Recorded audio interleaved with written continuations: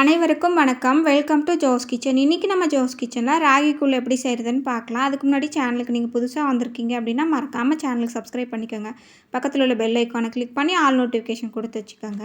நான் வந்து ராகி மாவு கொஞ்சம் எடுத்து வச்சுருக்கேன். இதுலேருந்து எவ்வளோ வேணுமோ அந்த அளவு அளந்துக்கலாம்.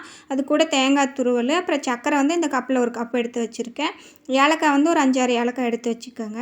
அது கூட பார்த்திங்கன்னா தண்ணி வந்து ஒரு 1/2 லிட்டர் தண்ணி எடுத்து வச்சுருக்கேன். இந்த மாதிரி டீ பாத்திரத்தில் இல்லை ஏதாவது ஒரு பாத்திரத்தில் ஊற்றிட்டு நம்ம சுட வைக்கலாம். தண்ணி கொதிக்கட்டும். அதுக்குள்ளே நம்ம வந்து மாவை கரைச்சிக்கலாம். இந்த மாதிரி தண்ணி கொதிக்க வச்சுட்டு மாவு வந்து சர்க்கரை இதில் வச்சுட்டேன். மாவு வந்து இந்த கப்பில் 2 கப்பு போட்டுவிட்டேன். நம்ம மேலோட்டமாக தான் அளந்துருக்கேன். ரொம்ப தட்டியெல்லாம் அளக்கலை.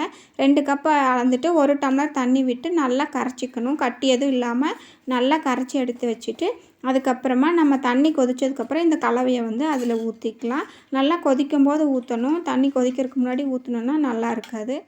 தண்ணி கொதிக்க ஆரம்பிச்சிருக்குது. நல்லா கொதிக்கணும். இந்த மாதிரி நல்லா கொதிக்கும்போது நம்ம கரைச்சி வச்சுருக்கிற ராகி மாவு கலவையை கொஞ்சம் கொஞ்சமாக ஊற்றி கை விடாமல் கிண்டணும். இது மாதிரி எல்லாத்தையும் ஊற்றிடுங்க. ஊற்றும்போது நல்லா கலக்கி விட்டு ஊற்றணும். இல்லைன்னா அடியில் வந்து தங்கிரும். இது மாதிரி கொஞ்சம் அந்த சுடு தண்ணியே எடுத்து ஊற்றி நல்லா கலக்கி ஊற்றிக்குங்க. பச்சை தண்ணி ஊற்றி கலக்கக்கூடாது. மறுபடியும் இப்போ கொதிச்ச தண்ணியில் ஊற்றும்போது நம்ம அந்த தண்ணியை எடுத்து ஊற்றி கலக்கிக்கலாம்.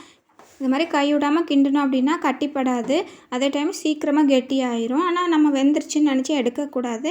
நல்லா வேக விடணும். கொஞ்சமாக உப்பு போட்டுட்டேன். வேணால் உப்பு போட்டு கூட நம்ம காய்ச்சலாம். ஆனால் நான் சர்க்கரை போட்டு காய்ச்சினால கொஞ்சமாக மட்டும் உப்பு, ஏலக்காய் தட்டி வச்சுருந்தது, அப்புறம் சர்க்கரை போட்டுட்டேன்.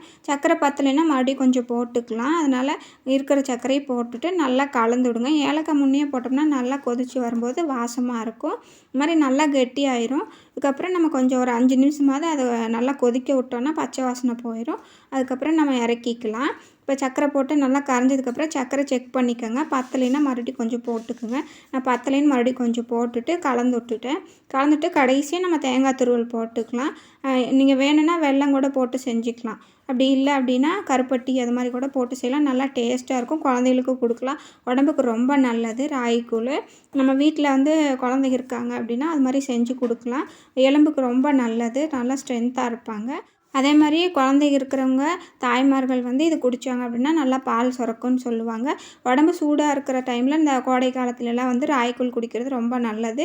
உடல் சூடு வந்து தணியும். அதே மாதிரி எலும்புகளுக்கு ரொம்ப நல்லது. கால்சியம், விட்டமின் டி இதெல்லாம் இருக்கிறனால எலும்பு வந்து நல்லா ஸ்ட்ராங்காக இருக்கும். அப்புறம் நம்ம ரத்த சோகை இருக்கிறவங்களும் இதை குடிக்கலாம். ரொம்ப நல்லது. இரும்பு சத்து நிறையா கிடைக்கும்.